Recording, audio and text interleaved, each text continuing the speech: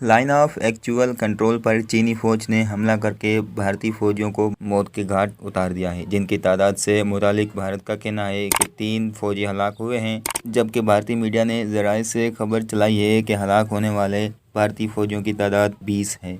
Micro blogging website Twitter पर कामरान खान ने बताया था कि मोदी ऑफिस भारतीय फौजी क़यादत में कल रात से खलबली मची हुई है, क्योंकि कल लद्दाख के गलवान में 45 साल में होने वाले बदतरीन चीन भारत फौजी तसादुम में भारतीय कर्नल समेत 2 नहीं 13 फौजी हलाक हुए हैं। मोदी और भारतीय मीडिया को सांप सूंघ गया, न जंग न सर्जिकल स्ट्राइक, सिर्फ गीदड़ भड़कियां। अब उन्होंने एक और ट्वीट करके बताया है कि मैंने 7 घंटे कबल बताया था कि 2 नहीं 13 भारतीय फौजी चीनी फौज के हाथों जहन्नुम रसीद हुए हैं।